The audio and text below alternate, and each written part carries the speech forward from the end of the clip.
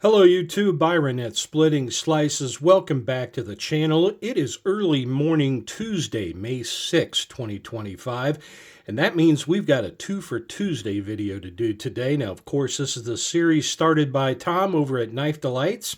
Now, I had the pleasure of meeting both Tom, Jerry from Big J's Knives, and John from J.O. Ventures Outdoors on a knife hunt this past weekend in the central Illinois area.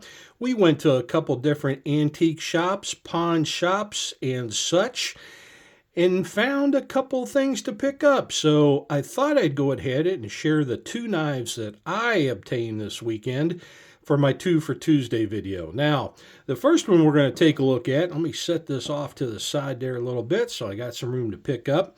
First thing we're going to take a look at is this beautiful little treasure find I found in an antique shop, I believe in St. Joseph, Illinois.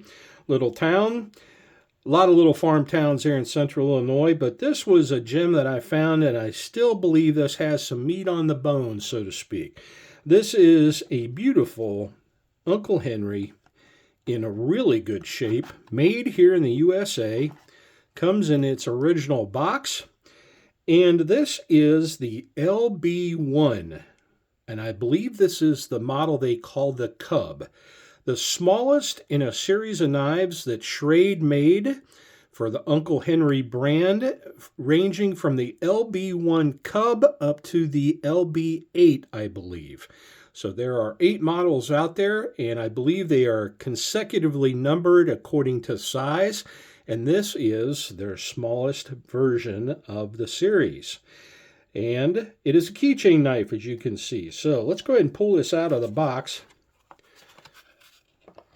A little difficult for me with these big fingers, but now a lot of you would say, well, Byron, you like big knives. Why in the world would you pick up this little gem? Well, it's a little gem. These are getting harder and harder to find. Some of the medium and bigger size knives you can still easily find in antique shops, estate sales and such, but this little gem, getting tougher to find. Its size it's easy to be lost to time. Of course, these can get damaged easily if people do carry them on keychains, and it was made for a keychain knife. And yeah, so when I saw this and the price that they were asking with a little off, there is still definitely meat on the bone if there's any collectors out there that may be interested. But I actually have 2 or 3 of the LB series knives myself, so I'm kind of thinking maybe I may try to start trying to pick these up and build the entire sub-collection from the LB1 to the LB8. But beautiful little wood pinned construction keychain knife. Stainless steel blade, lock back with the bail on the back, fully intact, functions great. Really good action on the knife as far as its keychain knife cutting ability. Needs a little oil, a little grit in there over the years, but we'll go ahead and get that.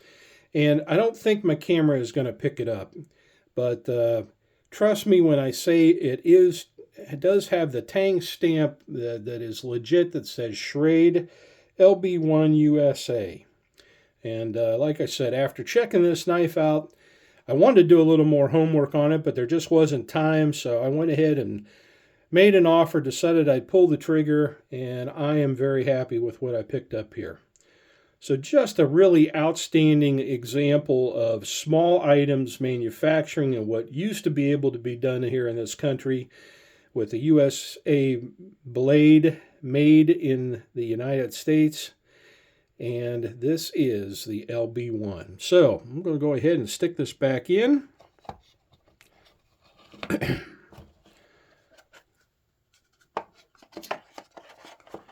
And the second knife we're going to take a look at is a gift knife. And this was gifted to me by none other than Tom over at Knife Delights. This is a imported Smith & Wesson first production run Scrimshaw Series that they did. And I believe there's like 4 or 5 knives in the series. I need to do my homework on this series of knives. But this is a scene of basically 2 bull moose during the rut. And I imagine they are battling for rights to breed with females in a nearby herd. Typically happens each and every year out west and in Canada where the moose frequent. I'm pretty sure that's a bull moose rack right there, but these could be, I guess, elk or caribou, but that moose rack on the left-hand side is pretty indicative and characteristic of what a moose rack would look like. So I think we have the Fighting Rut series right here, made by Smith & Wesson and imported in. So just a nice little keychain knife, car console knife, everyday carry, light duty, plastic handles. We have etching in both textured plastic fiberglass handles or nylon handles, and then also their laser etched logo on the other side of the knife. So Tom, thank you very much for the gift. I appreciate it. Thought I'd make this a quick video and show you 2 knives that I picked up this weekend on my knife hunt. And until the next video, I want to thank Big J, John from JO Ventures, and Tom for the knife hunt. I had a good time. We had a good meal at Cracker Barrel and a swell afternoon looking for knives. So this is Byron from Splitting Slices saying, please split a slice with a friend soon. And until my next video, everybody, please take care.